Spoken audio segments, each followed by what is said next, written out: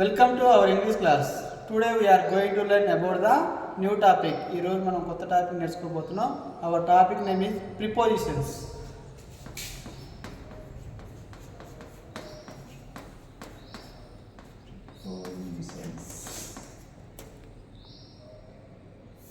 మరి prepositions అంటే ఏంటి? Pre అంటే ఏంటి? Pre means before. పొజిషన్ అంటే ఏంటి మరి? Position means place. అంటే ఒక ప్లేస్కు ముందు పెట్టే వాటిని ప్రిపోజిషన్స్ అంటారు. ఓకేనా? చూద్దాం మరి ఏంటో. ఇప్పుడు మనం ఒకటి సర్కిల్ తీసుకుందాం.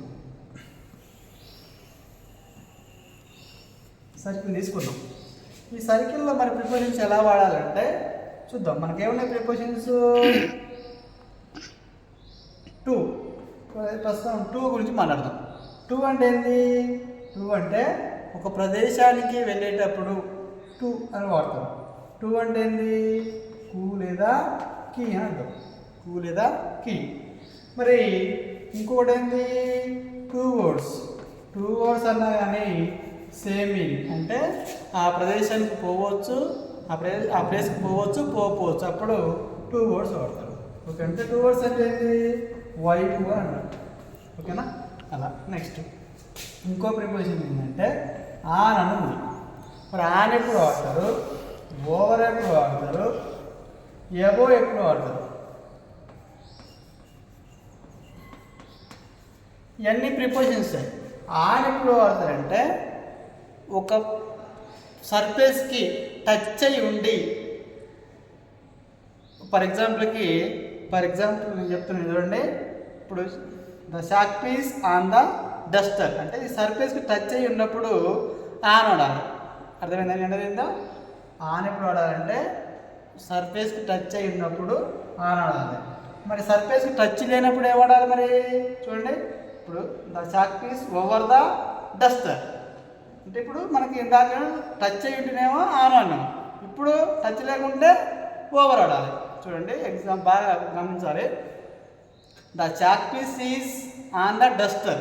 ఇక్కడ సర్ఫేస్ టచ్ అయింది, అప్పుడు మనం వాడాలి, ఆన్ వాడినాం. తర్వాత ఇప్పుడు ఏమైంది? కొద్ది పైకి లేపినా, అప్పుడు టచ్ అయిందా? కాలేదు. కాబట్టి ఏం వాడాలి? ఓవర్ వాడాలి. ఇప్పుడు ఏంది? The chalk piece is over the duster. అర్థమైందా? ఇలా వాడాలన్నమాట. టచ్ అయితేనేమో ఆన్, టచ్ కాకుంటే ఓవర్. ఓకేనా? మరి ఎప్పుడు ఎబో అయింది మరి? ఎబో అనేది రెండు ప్లేసుల మధ్య, అంటే రెండు ప్లేసుల ఎత్తులు దిగు ఉన్నటువంటి సందర్భంలో వాడతారు. అంటే ఏంటి? Tirumala is above the Tirupati అంటే అది పైకి ఉన్నది. పైకి ఉన్నప్పుడు ఏమన్నది? ఎబో అంటే ఏంటి? పైన. కొంచెం కొన్ని చదవచ్చు. బెనీత్ అని. బెనీత్ అంటే ఏంటి? అండర్ అంటే ఏంటి? నెక్స్ట్ బిలో అంటే ఏంటి? చూడండి, ఇలాగ మనం నేర్చుకునేదంటే ఆన్ అంటేనేమో ఒక సర్ఫేస్కి టచ్ అయ్యి ఉంటేనేమో ఆన్ వాడాలి. సర్ఫేస్ టచ్ కాకుండా ఏంది? ఓవర్ వాడాలి. ఎబో అంటే ఏంది? రెండు ప్రదేశాల మధ్య ఎక్కువ పై వైపు ఉన్న ప్రదేశానికి ఎబో వాడతారు. ఓకేనా? తర్వాత బెనీత్ అంటే ఏంది? సర్ఫేస్ ఇప్పుడు ఇలాగ సర్ఫేస్ టచ్ ఉంటేనేమో ఆన్ అన్నాం. ఇప్పుడు ఏంది? ఏదైనా వస్తువుకి కింద టచ్ అయ్యి ఉంటేనేమో బెనీత్. అర్థమైందా? ఇప్పుడు చూడండి, ఇప్పుడు డస్టర్కి ఇలాగ పైన ఉంటేనేమో ఆన్ అన్నాం. ఇప్పుడు కింద టచ్ అయ్యి ఉంటేనేమో బెనీత్. అదే టచ్ లేకుండా ఏం వాడాలి? అండర్ వాడాలి. The chalk piece is beneath the duster. అదే ఇప్పుడు టచ్ లేదు కాబట్టి the chalk piece is under the duster. ఇలా. మరి బిలో అంటే ఏంటి? Tirupati is below the Tirumala అంటే తిరుమలకి దిగువన ఉంది కదా తిరుపతి అనేది. ఎబో అంది? Tirumala is above the Tirupati అంటే తిరుపతి పైనేమో తిరుమల ఉంది, తిరుమల కింద తిరుపతి ఉంది. చూడండి, ఓకే, అర్థమైందా? బాగా అర్థం చేసుకోవాలి. మళ్ళీ ఒకసారి చూడండి. ఆన్ ఎప్పుడు వాడతారంటేనేమో ఒక వస్తువుకి టచ్ ఉండి పైన ఉంటేనేమో ఆన్ వాడాలి. టచ్ లేకుండా పైన ఉంటేనేమో ఓవర్ వాడాలి. ఓకేనా? ఒక వస్తువుకి టచ్ ఉండి కింద ఉంటేనేమో బెనీత్ వాడాలి. ఓకేనా? టచ్ లేకుండా ఉంటే ఏమైంది? అండర్ వాడాలి. ఓకేనా? రెండు ప్రదేశాల మధ్య ఎక్కువ ఉన్నటువంటి పైకి ఉన్నటువంటి ప్రదేశం ఇప్పుడు ఎబో వాడాలి, అదే కింద ఉన్న ప్రదేశానికి బిలో వాడాలి. ఓకేనా, రైట్. ఇప్పుడు ఇంకోటి ఇన్ అన్నాం. ఇన్ అని ఎప్పుడు వాడదాం? ఇన్ అంటే ఒక లోపల ఉన్నప్పుడు. ఇన్ అంటే ఏంటి? We are in the classroom. మనం క్లాస్ రూమ్లో మనందరం క్లాస్ రూమ్లో ఉన్నప్పుడు ఏమంటాం? We are in the. ఇన్ అంటే ఏంటి? లోపల. ఓకేనా, ఇన్ అంటే లోపల అర్థం. ఓకేనా, రైట్. ఇంకోటి ఏంటి మరి? ఇంటూ అని ఉంది. ఇంటూ అంటే ఏంటి? ఇంటూ అన్న లోపలే, కానీ మూమెంట్ ఉన్నప్పుడు మాత్రం ఇంటూ వాడాలి. అర్థమైందా? మూమెంట్ అంటే మనం ఒక ప్రదేశం నుంచి మరొక ప్రదేశానికి మూమెంట్ ఉంటే, ఫర్ ఎగ్జాంపుల్కి the boy came into the class room. The boy came into the class room అంటే బయట నుంచి లోనకి వచ్చింది కదా, అప్పుడు మూమెంట్ ఉంది కాబట్టి అప్పుడు ఇంటూ వాడాలి. అర్థమైందా? అలా. నెక్స్ట్ ఇంటూ అయిపోయింది కదా, అర్థమైందా? The cat jumped into the well అంటే ఇప్పుడు చూసినా ఒక ప్రదేశం నుంచి మరో ప్రదేశానికి మూమెంట్ ఉంది కదా, అలా అప్పుడు ఇంటూ పడాలి. రైట్. ఇప్పుడు కొన్ని ఎగ్జాంపుల్స్ చూద్దాం. ఏంటంటే అవి ఎగ్జాంపుల్స్ ఏంటి అంటే,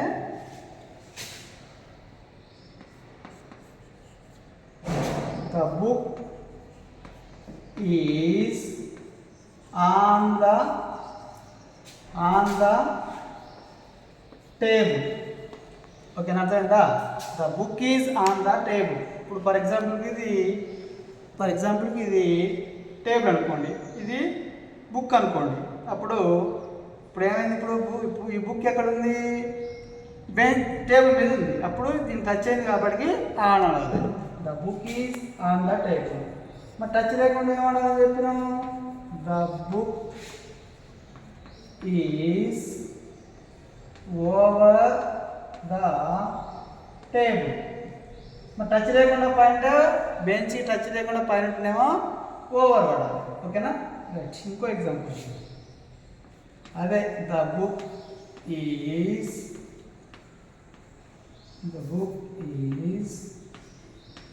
beneath ద టేబుల్. చూసిరా, టచ్ ఉంటే పైన ఉంటేనేమో ఆన్ వాడినాం, టచ్ లేకుండా పైన ఉంటేనేమో ఓవర్ వాడినాం. అదే టచ్ ఉండి కింద ఉంటే ఏమనాలి? బినీత్ వాడాలి. ఓకేనా, టచ్ ఉండి కింద ఉంటే బినీత్ వాడాలి. ఓకేనా, రైట్. మరి టచ్ లేకుండా కింద ఉంటే ఏమనాలి? The book is under the table. అర్థమైందా? టచ్ ఉండి పైన ఉంటేనేమో ఆన్, టచ్ లేకుండా పైన ఉంటేనేమో ఓవర్, టచ్ ఉండి కింద ఉంటేనేమో బెనీత్, టచ్ లేకుండా కింద ఉంటేనేమో అండర్. ఇలా ఇవన్నీ ఏమైంది? ప్రిపోజిషన్. దేనికి ముందున్నది చూసిరా, అంటే ఒక ఫేస్ ముందు వాడేదాన్ని ప్రిపోజిషన్ ఉంటారు. ఇది కానీ ప్రిపోజిషన్. ఓవర్ అనేది ప్రిపోజిషన్, ఆన్ అనేది ప్రిపోజిషన్. ఇలా ఫైండ్ అవుట్ చేయాలి. ఓకేనా, మరి కొన్ని ఎగ్జాంపుల్స్ చూద్దాం.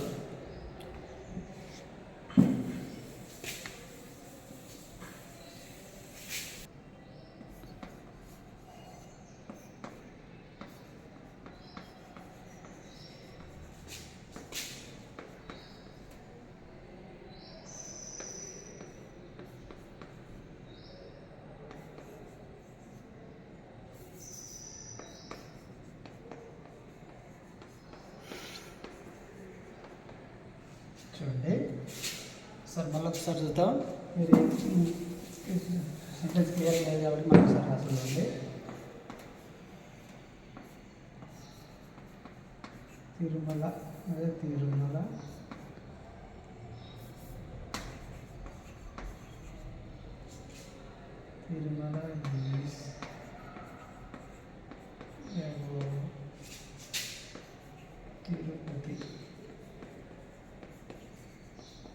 అదే తిరుమల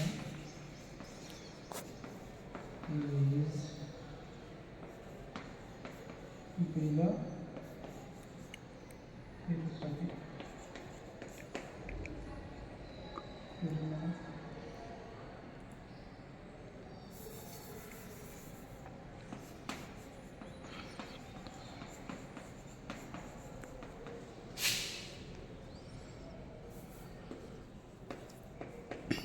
చూడండి, Tirumala is above the Tirupati. Tirupati పైన ప్రదేశాన్ని ఏం చూపండి ఇక్కడ, అబోవ్ అని.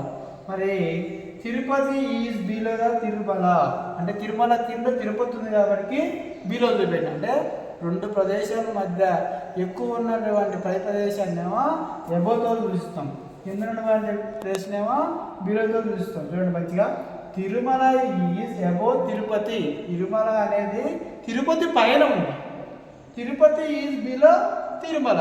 మరి తిరుపతి ఆడింది తిరుమల కింద ఉంది కాబట్టి ఈ బిలో అనేది అబోవ్ అనేది ఏమైతే ఇక్కడ ప్రిపోజిషన్స్ ఒక ప్లేస్ ముందు పెట్టినాం కాబట్టి తిరుమల అనేది తిరుపతి అనేది ప్లేసే కదా, తిరుమల అనేది ప్లేసే కదా. అంటే ఇలా కనుక ప్రీ అంటే బిఫోర్, పొజిషన్ అంటే ప్లేస్. ఒక ప్లేస్కు ముందు పెట్టినటువంటి వాటిని ఏమంటారు, ప్రిపోజిషన్ అంటారు. ఓకేనా, మరికొన్ని చూద్దాం. ఇప్పుడు ఇదేంటి చదవండి ఒకసారి, ప్రొనౌన్స్ చేయండి. It is a through. Through అనాలి, కొంతమంది దీన్ని త్రో అంటారు, అది రాంగ్. ఓకేనా, దీన్ని ఏమని పలకాలి, త్రూ అని పలకాలి.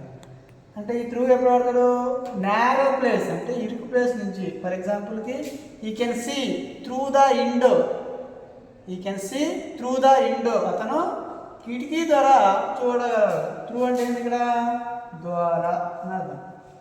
ఈ can see through the window అని అర్థం. మరి ఇంకోటి ఉంది ఇక్కడ, ఏంటిదంటే ఎలాంగ్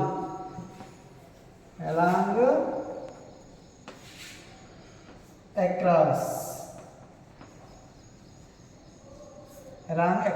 మరి ఎలాంగ్ అక్రాస్ ఎప్పుడు వాడాలంటే, చూడండి, ఎలాంగ్ అంటే రోడ్ ఎంబడి. ఫర్ ఎగ్జాంపుల్కి the tea stall is along the national highway అంటే రోడ్డు పక్కన ఉంటేనేమో, రోడ్ ఎంబడి ఉంటేనేమో ఎలాంగ్.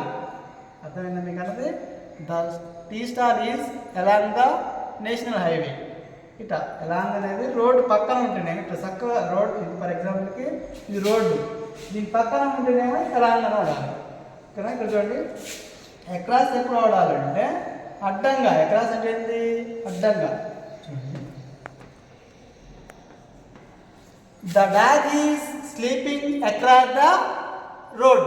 కుక్కలు చూసిరా, కుక్కలు కానీ జంతువులు కానీ ఎప్పుడైనా కానీ రోడ్లకి అడ్డంగా పండుకుంటాయి, చూసిరా ఇక్కడ. ఫర్ ఎగ్జాంపుల్కి the dog is sleeping across the road, అలా. ఓకేనా, లేదా ఇంకోటి ఏంటి, ఫర్ ఎగ్జాంపుల్కి వంతెనలు ఉన్నాయి, బ్రిడ్జీలు ఉన్నాయి.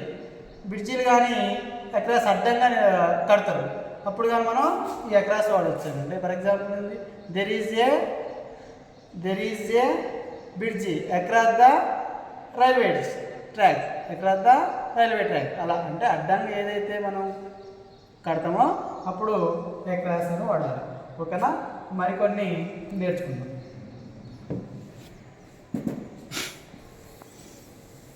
ఇప్పుడు మరి కొన్ని ప్రిపోజిషన్ నేర్చుకున్నాం. ఎట్, ఆన్, ఇన్ ఎప్పుడు వాడాలి, టైం ముందు వాడాలి. చూద్దాం, ఎట్ ఎప్పుడు ఉపయోగించాలంటే క్లాక్ టైం అంటే వాచ్ ఉంది కదా, ఆ టైం అప్పుడు, ఆ టైం ముందు ఎట్ వాడాలి. మళ్ళీ ఎప్పుడు వాడాలి, నైట్, మిడ్ నైట్ వచ్చినా కానీ ఎట్ వాడాలి. నూన్, మిడ్ డే వచ్చినా కానీ ఏమడాలి, ఎట్ వాడాలి. నూన్ అంటే ఏంటి ఇక్కడ, 12 o'clock, ఎగ్జాక్ట్లీ 12 o'clockని 12 o'clockని ఇక్కడ నూన్ అంటారు. చూడండి మళ్ళీ ఒకసారి, ఎట్ ఎక్కడ ఉపయోగించాలంటే క్లాక్ టైం ముందు ఉపయోగించాలి, నైట్ ముందు ఉపయోగించాలి, మిడ్ నైట్ ముందు ఉపయోగించాలి, నూన్ ముందు ఉపయోగించాలి, మిడ్ డే ముందు ఎట్ ఉపయోగించాలి. మరి ఆన్ ఎప్పుడు ఉపయోగించాలి, డేస్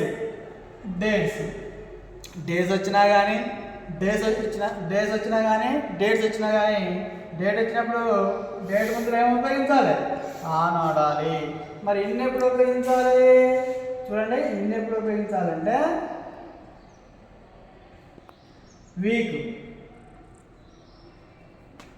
వీక్స్ ముందు.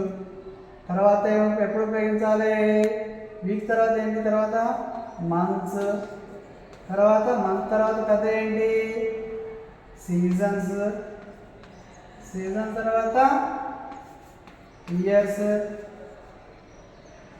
ఇయర్స్ తర్వాత ఏంటి మరి డికేడ్స్, డికేడ్ తర్వాత ఏంటి పెద్ద మరి centuries.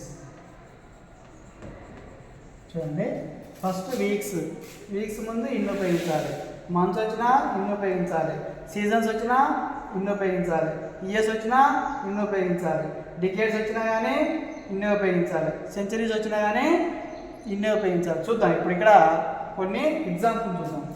India got the independence ఎప్పుడు మరి ఇయర్స్, ఇక్కడ ఎప్పుడైతే 1947 వచ్చిందన్నమాట. మరి ఇక్కడ ఇయర్స్ వచ్చినప్పుడు ఏమి ఉపయోగించాలి మరి మనం ఇన్ని ఉపయోగించాలి అనుకున్నాం. ఓకేనా, ఇండియా గాట్ ద ఇండిపెండెన్స్, ఇక్కడ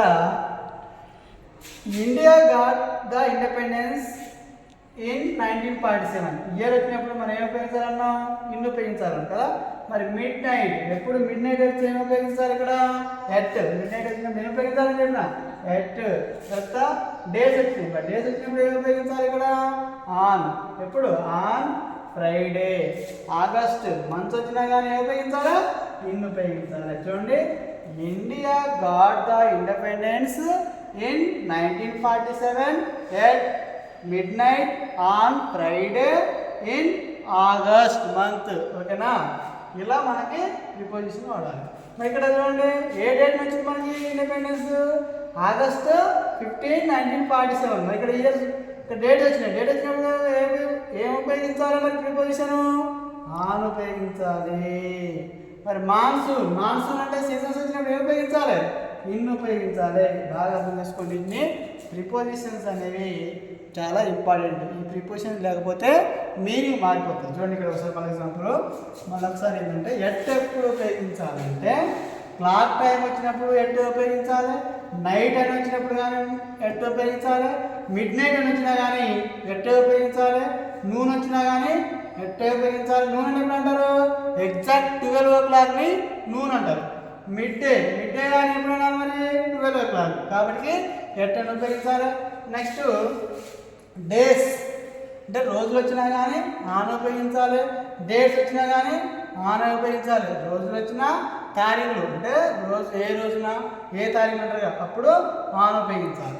మరి ఇన్ని ఎక్కడ ఉపయోగించాలంటే వీక్స్ అంటే వారాలు వచ్చినా కానీ, మరియు తర్వాత మంత్స్ వచ్చినా కానీ అంటే నెలలు వచ్చినా, తర్వాత సీజన్స్, ఇయర్స్, డికేడ్స్, సెంచరీస్ ఇవి వచ్చినా కానీ వీటి ముందు ఇన్ని ఉపయోగించాలి. ఎగ్జాంపుల్ ఏం చూసినా మరి India got the independence dash 1947 అన్నాడు, అప్పుడు ఏమంటారు మరి ఇక్కడ ఇన్ పెట్టాలి.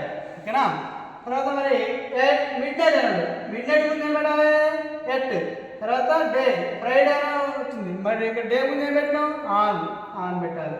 ఆగస్ట్ మంత్ వచ్చినప్పుడు ఏం పెట్టాలి మరి ఇక్కడ ఇన్ పెట్టాలి. ఓకేనా, ఇలా మనకి మనం ఈ విధంగా ప్రిపోజిషన్ రాసుకోవాలన్నమాట. తర్వాత డేట్స్ వచ్చినప్పుడు మనం ఆన్ పెట్టాలన్నాం కదా, డేట్ వచ్చింది కాబట్టి ఆన్ పెట్టిన తర్వాత మాన్సూన్ సీజన్ వచ్చినప్పుడు ఇన్ పెట్టినాం, ఇలా అనమాట.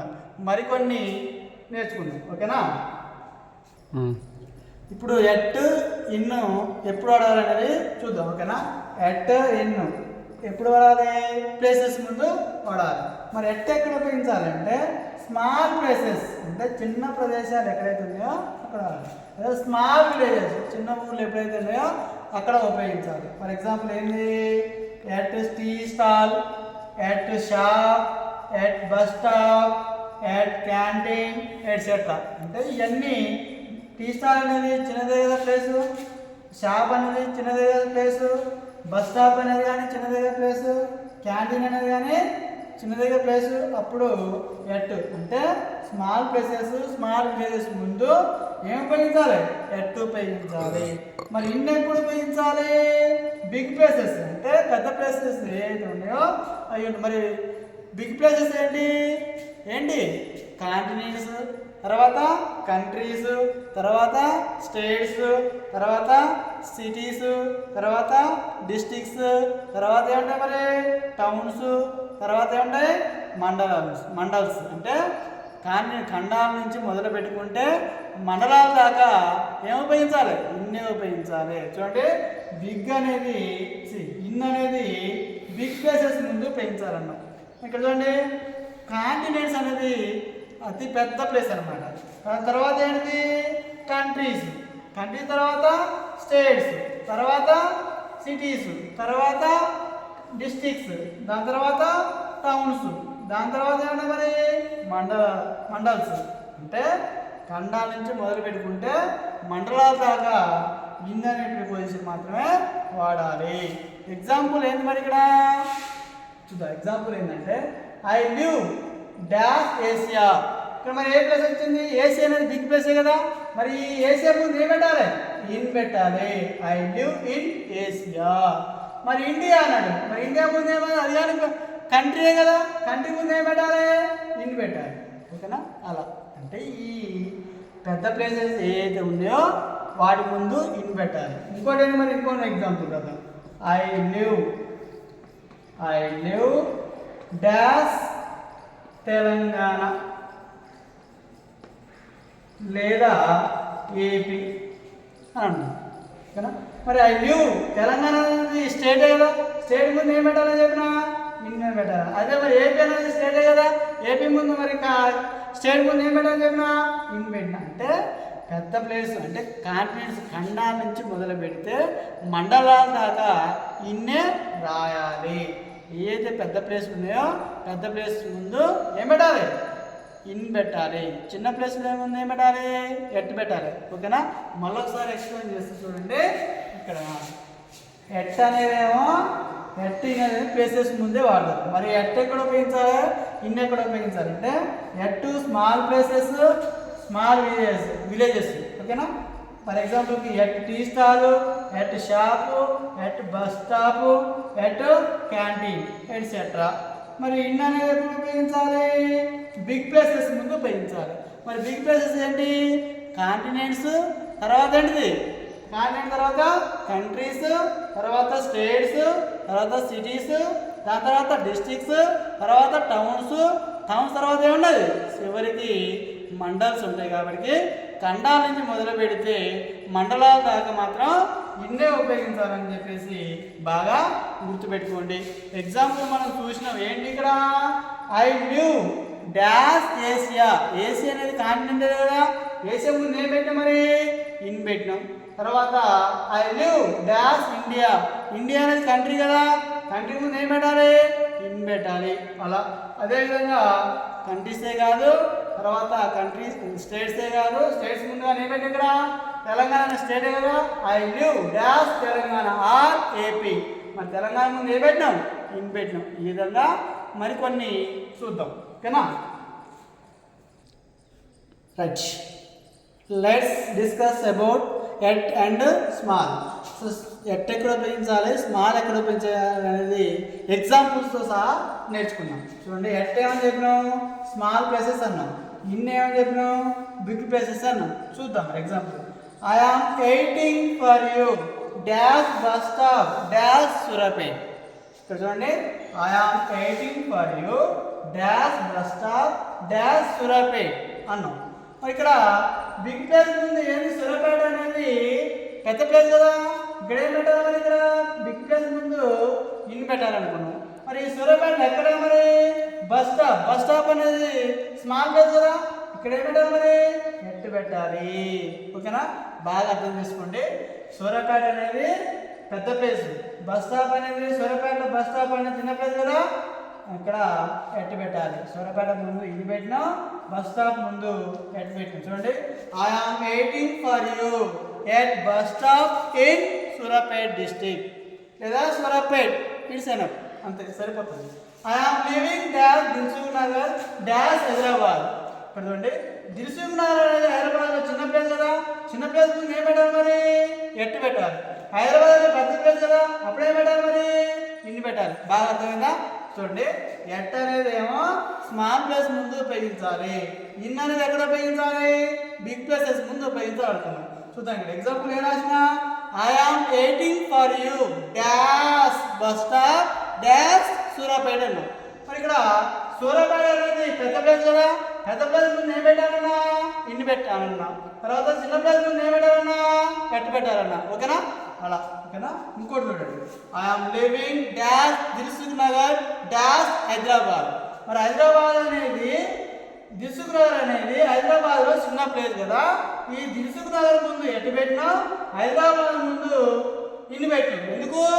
హైదరాబాద్ అనేది పెద్ద ప్లేస్ పెద్దది కాబట్టి ఇన్ని పెట్టినాం, చిన్న ప్లేస్ కాబట్టి దిల్సుఖ్ నగర్ ఎటు పెట్టినాం. ఓకేనా, అర్థమైందా? I am waiting for you at bus stop in Suryapet.